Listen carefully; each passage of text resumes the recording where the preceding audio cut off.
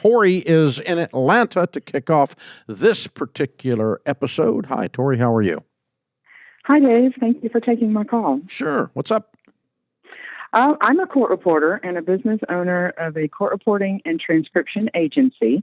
I have 8 contractors, and I'm the only employee so far. Mm-hmm. I would like to share a brag and a question, please. Okay.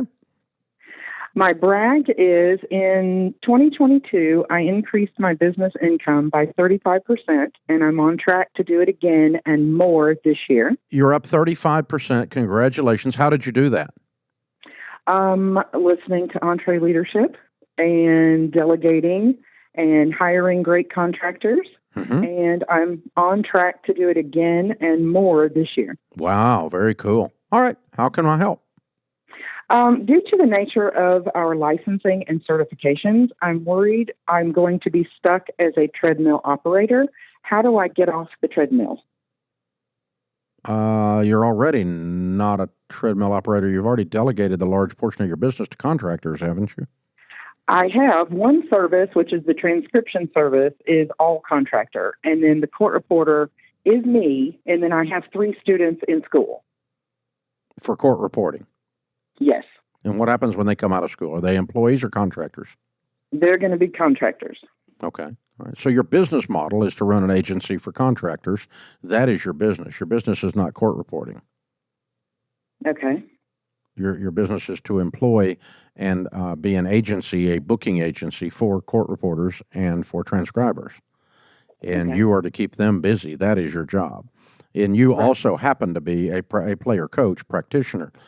But a treadmill operator is if you stop working, all of the income stops. And in your case, that's not the case because you get income from these other people, don't you? I do, but I've been calling myself a tread finder. Well, you might be. You might have some steps you might have a couple things you need to clean up to completely leveling up. But basically, Okay. you've got to have a good management of your time. The big deal is to not be the treadmill operator basically owns their own job. And so, Right. when all of the revenue, it rests on your shoulders, you're 100% treadmill operator. And so the idea is to offload the revenue production, and you don't have to offload 100% of it to move up to Pathfinder, but I think you might be a Pathfinder. Depending on some of the other symptoms and what's going on. So I think you're fine. The difference is that it's a little weird for you, and you kind of stop and think about it, that these are not employees. They're Right. they're all contractors. And so, but if your goal was you were going to open a painting contracting business, and my goal is to have 7 different crews, and I do the marketing, and I keep all those crews busy, but they don't work for me. They're contractors. And I just get a cut for setting up the jobs, which is what you're getting now, I assume, right? Yes. Yes. Yeah. And so, you're an agency in that sense, in the truest sense. Like I've got a friend that does that with freelance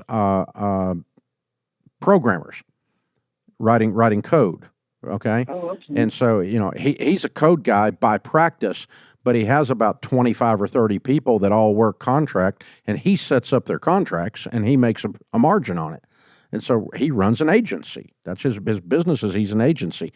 Now, is there administrative tasks or whatever for this company that you own that you need to bring in an assistant, or you need to bring in, a bookkeeper, or you need to bring in something else?